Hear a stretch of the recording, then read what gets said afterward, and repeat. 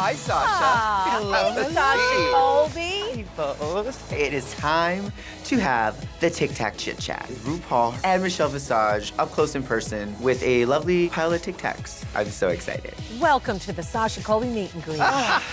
Feels good. Ladies who lunch, oh darling. Mwah, mwah, mwah. Have you thought about what you're going to do after the show? I believe so much in community outreach. Cameroon has its own problems, you know, when it comes to HIV/AIDS, when it comes to poverty. There are no like medications and stuff, and people just die in front of you, you know, and you're kind of crying out for help, and it's hard. It's very hard.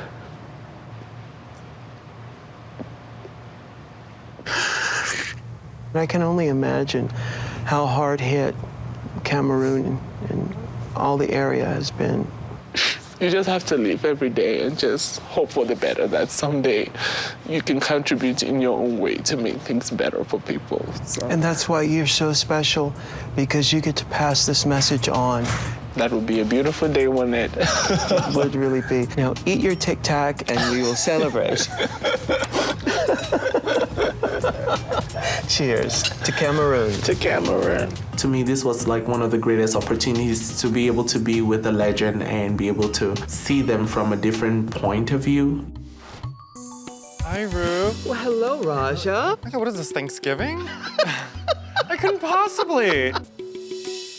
You're a bit of an introvert. Sometimes, yeah. When you're on the runway, you own the room. Yeah. How does an introvert live in the body of an extrovert?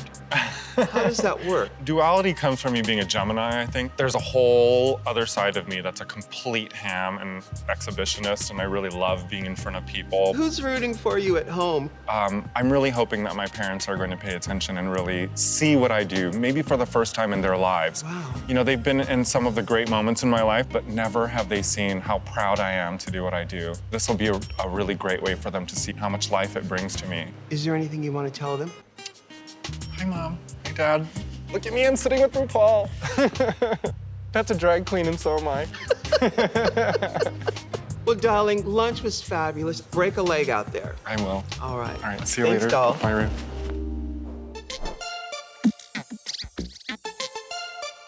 Hello, Mother. Hi, Jinkx. How's Tricks? Tricks are for kids. I'm a lady.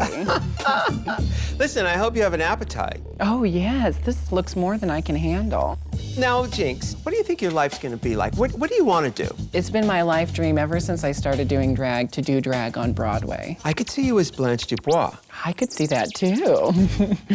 So what was it like for you growing up? I know that you had to sort of grow up really fast. Mm-hmm. Tell me about that. I had no real mother in my house when I was a teenager because of her alcoholism. There were times where me and my brothers wouldn't have gone to school that day if I hadn't gotten us up. What effect has that had on who you are as Jinkx Monsoon? This is my way of making peace with a dark childhood and make light of the disheveled, kind of crazy, kooky mom. And then I adapted into my mature drag queen from yesteryear character. Right, so you're saving the Britney Spears part of your career for later. It never even occurred to me before my lunch with Ru that maybe the reason I do drag as an older character is because I never really connected with my childhood. I think you're a really bright star, and I'm so happy you're here. Thank you. I'm happy I'm here too. And I'm not gonna eat these, I'm gonna make a necklace out of them. Oh, good. Hello. Hello. Come on in. I feel like I'm at the Last Supper.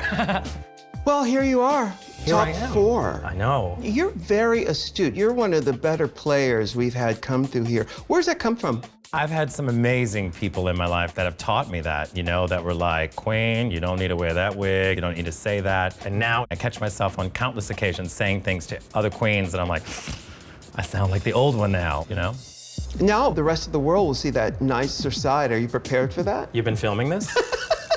There's tape in those cameras? Yeah. Oh, great! Coming into this competition, I had no intentions of mentoring any child, but it's been kind of refreshing in a weird, up way. Oh my goodness, look who's here, our first guest. Alaska, the 49th state. I'm excited to do this podcast with RuPaul and Michelle. So what are your wishes for your career and life post All Stars? To create a space where the rules aren't so rigid about gender, and if we can laugh about it a little more, the world will be better and we can get to a Star Trek future. That sounds delicious. Yeah. I want to talk about how you were in the bottom in the last challenge, and I seem to detect a little bit of a tantrum. I'm sorry if I was a brat. Now, it looks like Alaska Talks is back together again. Well, I mean, we're not actively practicing Alaska Talksism. It's very unnerving to hear RuPaul saying the dreaded word Alaska Talks. We're gonna take our selfieonastick.com selfie. Yeah, there you go.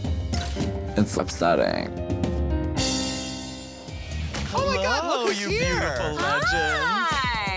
It's time to do the What's the Tea podcast with Ru and Michelle. I'm really excited to get to spend some time hanging out with them. When you look at yourself in this competition, what were your missteps? The biggest was how I tackled 90210. I thought I could think my way into humor. Turns out that doesn't work so well. And what about in life in general? I think a lot about my relationship with my mom. She passed away last year, and I feel like there were a lot of missed opportunities for us to connect. I'm not sure she ever really got to see the type of drag that I believe in. But she knew you did drag. She knew I did drag, but I could have shared it with her. Included her. Yeah. My mom was always a little bit unsure about why I was doing drag because she didn't see how it could be a career. But she was interested. Especially in the last couple months of her life. She wanted nothing more than to see what direction my life was gonna take. And I didn't really open up. I think all the time about how it must have felt for her feeling like she was gonna miss out on so much. That loss made me realize the importance of opening up. My dad has fallen in love with drag. Papa Velour. Papa Velour. That's what people always call him. Well, thank you, Sasha Velour, and give my love to your father. I will. Michelle Visage, I wanted to introduce you to the stylings of Giovanni. Hi. Giovanni. Giovanni. How's it going? Bonjour. People call you Giovanni. Yes. Can I call you Joey? You can call me whatever you want, as long as you make the check out to Giovanni. Yeah. How old were you when you became aware of Drag Race? I think I was in 7th grade or something, and I wanted to know how the heck I could get on. Did you know you were a drag queen in the 7th grade? No, but I did know that I had a lot of artistic inclinations. Is that code for gay? You're from Philly, right? Yes, the suburbs.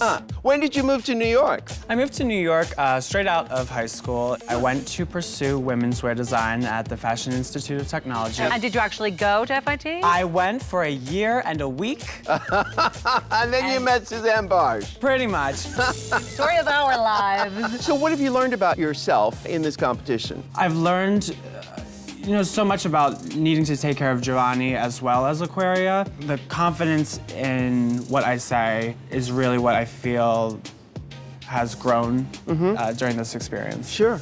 Being in this competition, I've learned to communicate more with people and warm up to people and let them warm up to me. I think it's important because I'm not Aquaria all the time, and sometimes I forget that. What are you going to do to take home this golden tweeter head statuette? I'm gonna knock you both out and just grab her right now. Try me, bitch. I came here prepared. I came here determined, and I'm gonna leave here with that mother tweeter head trophy.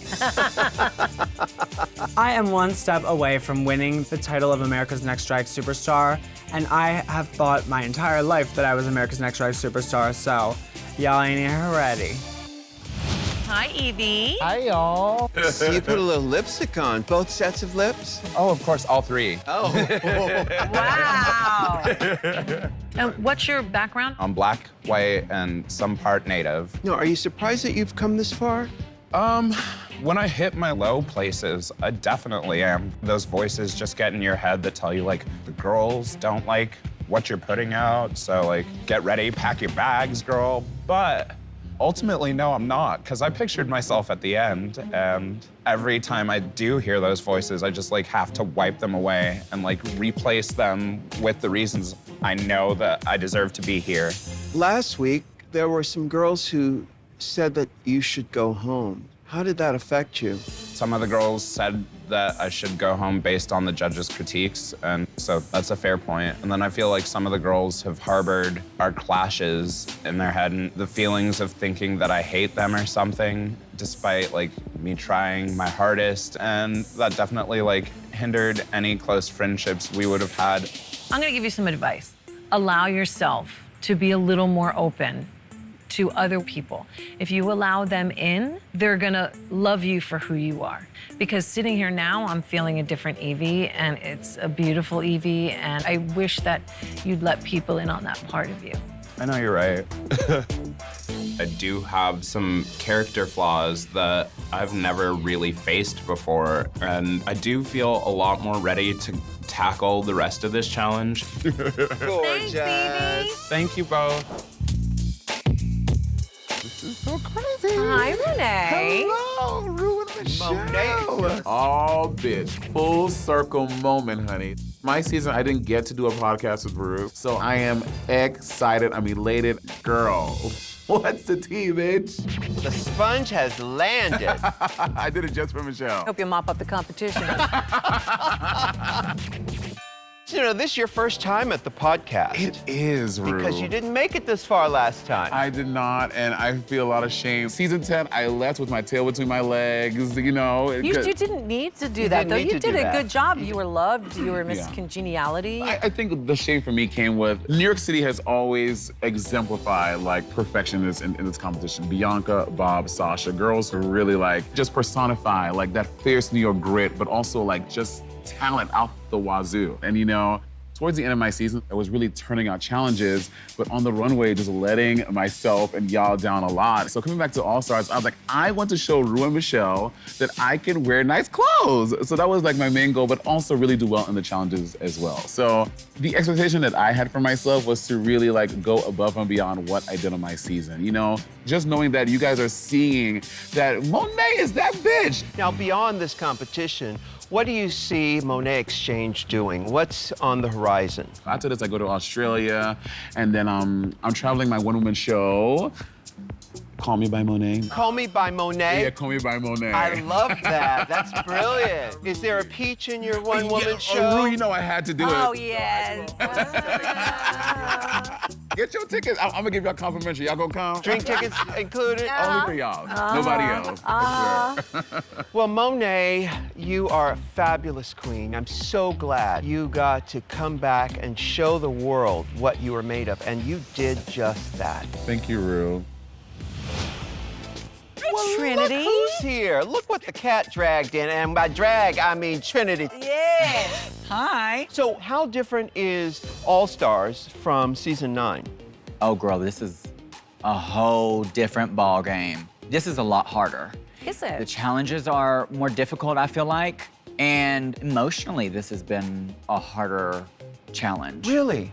During season 9, I had a lot of walls built up, and that kind of shielded me from my emotions. Since season 9, I really have let my guard down some. And so when you allow yourself to feel emotion, it makes things more personal. Did you approach this time differently than season 9? I wanted to surprise you guys every single time you saw me. And you did. Thank you. There's something really likable about you. It's star quality. It really is star quality. Thank you. Jay Kool-Aid. Kool-Aid. Look at your jacket, how it's 2 colors. Yes. Very slenderizing. Yes. Crisscross. Hey, let's talk about drag. How has your drag changed since you were here last? I've learned I have to make myself happy. And my drag has to come from the heart. I really unfairly put this pressure on myself to win season 9 because I told myself since my dad and sister couldn't see me, that I would do it for them, I would win for them. And so when that didn't happen, it was hard. I carried that around because I was just all like, you were so close and you couldn't even pull through for them. As time goes on, you learn to recognize that voice, the saboteur, or whatever you want to call it, where you let it have its say, but you say, oh, thanks for sharing, but I know I'm kind of on to you. Yeah, I'm working on that. You know, I've been taking some time in therapy. We named my inner saboteur. Her name is Shanae. Oh, Shanae. Oh, I know her very well. She does love to talk a lot of so definitely have been working to develop the tools to be like, are you really being helpful? If not, I gotta, shift it and keep moving. That's right. Rock steady. And you're back top again. I'm having deja vu. Exactly. So what would it mean for you to win this time? For me to win this time around would be proof that if you never give up, that you can do anything. All right, Shay, there are Tic Tacs there if you'd like. I'll just take it straight to the head. Take it to the head. You know me, girl. Come on up here, Symone. How are y'all doing? What do you use on your skin that makes it so sheeny, shiny, and delicious? Just baby oil. I hate you. Okay, so you're in the House of Avalon. How did you hook up with them? I was doing drag before I met them, and I did a competition in Arkansas called Fresh Fish. And one of the house members, he was one of the judges on the panel. That's when I first met them, and I knew at a very young age I was not gonna live the rest of my life in Arkansas. Right. And I had to figure out how I was gonna get out. And they helped me in drag, with queer culture, all these things I didn't even really know because I wasn't surrounded by it as a kid. The House of Avalon was from Little Rock and they all moved to LA? Here. Everybody? Everybody, yep. Moving to LA was hard, and I didn't realize how hard it would be. I had to change a lot about myself. When I see your brilliance, I immediately think, oh God, I wonder how deep the saboteur is. Do you have what it takes to thwart that off? I think so, especially coming through all of this, I had to. I'm very shy, and people would look at me like I don't understand where it comes from. You have everything, you have a sense of style, you know how everything's supposed to look. What is it that makes you so shy? And kind of woke me up and being like, if you want to be a star, you're gonna have to act like it. It's a journey, it's a work in process. Tell us what you think we feel about you. I think you guys think I am fierce, and every time I'm around the corner, I just feel the energy from the judges panel, and so she comes on. And sometimes I can't look at y'all because if I do, I'll break character. So, yeah, when you walk out on stage, that character, for lack of a better term, when did that develop? Oh, man. You know, that girl. That girl. Symone. As soon as I started doing drag, because to me, Symone is the me I didn't allow myself to be as a kid. Symone helps Reggie not be so in his head all the time. She's the confidence, she's the essence, the je ne sais quoi. The shyness thing, it ends up being a crutch and an excuse for you to not really spread your wings. Wow, that's an aha moment. I never thought of it like that. Let me give you another one, blow your mother. Do it, boo. The power that you have in drag, it's available to you when you're not in drag. You are Symone. I'm Symone. All right, Symone, want to fix yourself a plate? You hungry? I would love to fix myself a plate. Yes. I'm hungry. Yeah, well, we got some 13-year-old Tic Tacs over there. Just for you. And I'm gonna take all 13 years of them. Just hearing that analysis of what that really is, it's basically saying you're in your own way about making it to the finish line. Because baby, it's not that you lack anything. It's that you're not allowing yourself to shine. Hi, Sasha. Hello, Sasha Colby. It is time to have the Tic Tac Chit Chat. RuPaul and Michelle Visage up close in person with a lovely pile of Tic Tacs. I'm so excited. Welcome to the Sasha Colby meet and greet. Feels good.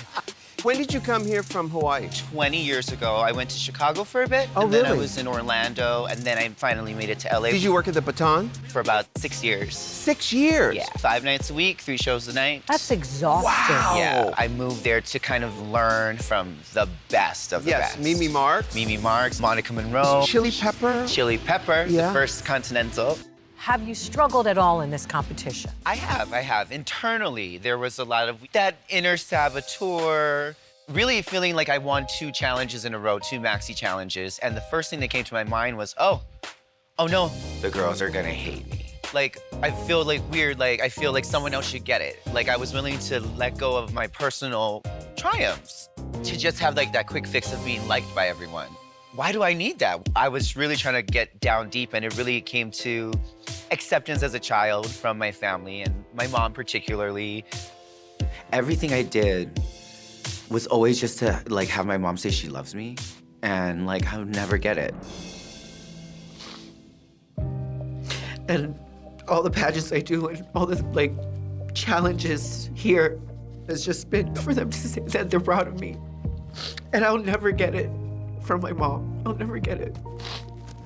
When did that realization come? It actually happened, it was a growing process from when my father had passed away about 6 years ago. He had hung himself at 80. Wow. He was such a good man. He was like my biggest ally. That was the hardest thing I've ever had to deal with. We just are left with so many questions. Because my father had actually left me everything when he passed.